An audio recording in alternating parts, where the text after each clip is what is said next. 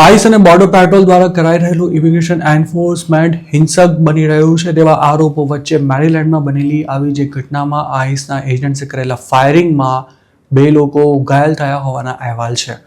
બુધવારે સવારે 11 વાગ્યાની આસપાસ કરવામાં આવેલા શૂટિંગમાં એક શખ્સને ગોળી વાગવાથી ઈજા થઈ હતી, જ્યારે બીજાને ફાયરિંગ બાદ થયેલા અકસ્માતમાં સામાન્ય ઈજાઓ પહોંચી હતી તેવું કહેવાઈ રહ્યું છે.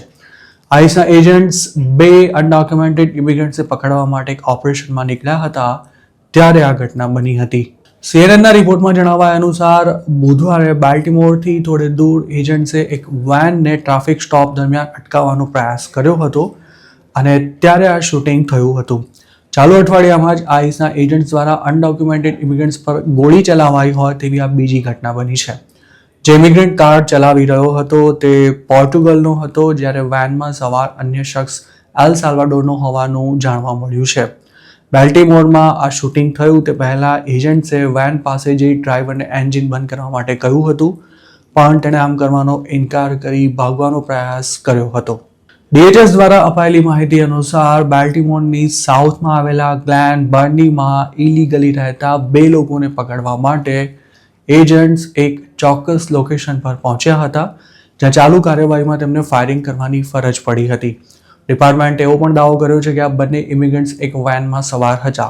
એજન્ટ્સ જ્યારે તે વેનની પાસે પહોંચ્યા ત્યારે ડ્રાઈવરે ગાડી તેમના તરફ દોડાવી હતી અને એજન્ટ્સે અડફેટમાં લેવાનો પ્રયાસ કર્યો હતો. અચાનક જ પોતાના તરફ એક વેન ધસી આવતા એજન્ટ્સે સ્વ બચાવમાં ગોળીબાર કર્યો હતો, જેના કારણે વેન એક ઝાડ સાથે અથડાયા બાદ ઊભી રહી ગઈ હતી અને તેમાં સવાર પેસેન્જરને ઈજા પહોંચી હતી. આ ઘટનામાં ઘવાયેલા બંને ઇમિગ્રન્ટ્સને હોસ્પિટલ શિફ્ટ કરવામાં આવ્યા હતા.